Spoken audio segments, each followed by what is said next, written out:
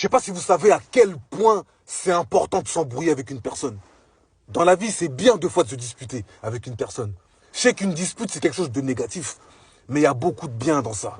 Parce que souvent, je sais pas si vous avez remarqué, mais les gens, quand ils s'embrouillent avec vous, ils vous disent des choses qu'ils osent pas vous dire en temps normal.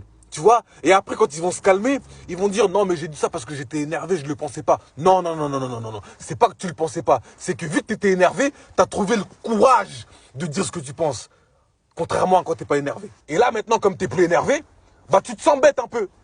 Tu regrettes un peu d'avoir avoué, tu vois, d'avoir avoué ce que tu penses tout bas. T'as honte un peu de l'avoir dit parce que tu sais que tu le penses. Mais comme t'es calmé et que la personne, tu te rappelles que tu l'aimes bien à la base, bah tu te sens bête. Voilà. C'est pour ça, t'as vu les gens qui sont énervés, faut prendre le temps de les écouter. Écoutez-les, buvez leurs paroles, encaissez, savourez ça comme si c'était un brownie, même si c'est des mauvaises paroles, mais savourez ça comme un chausson aux pommes, comme une viennoise pépite. Savourez-le. Parce que là, comme la personne, elle est en colère, elle a la force de dire la vérité.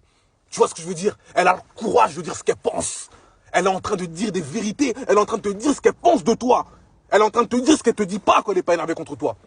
Donc c'est le moment d'écouter. Parce que quand elle va se calmer, elle ne dira pas ces choses-là. Donc là, c'est le moment d'encaisser les coups de couteau. C'est le moment d'encaisser les coups des gilettes. Faites-vous griffer par ces paroles. Saignez. Saignez. Je sais, ça fait mal. Ça coupe, je sais.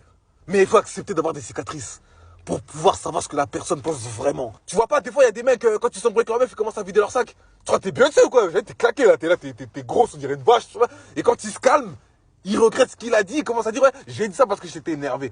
Ça veut dire qu'en gros là, entre la fois où tu étais énervé et la fois où tu t'es calmé, j'ai perdu du poids, c'est ça? J'ai maigri alors. Tu es devenu maigre, tu es devenu mince, je suis skinny maintenant? Non! J'ai toujours le même poids. Mais tu l'as dit parce que tu étais énervé, tu avais le courage. Là, comme tu es calmé, tu regrettes. Tu vois ce que je veux dire? Et c'est pareil pour les meufs. Des fois, quand elles vont s'embrouiller avec leur mec, elles vont dire des phrases du genre, ouais, t'as pas d'argent, t'as jamais d'argent, t'es là, t'as un clochard, non? Et quand elles vont se calmer, elles vont dire que j'ai dit ça parce que j'étais énervé, je le pensais pas. Mais non! Dis pas que tu le pensais pas. Dis pas que tu le pensais pas.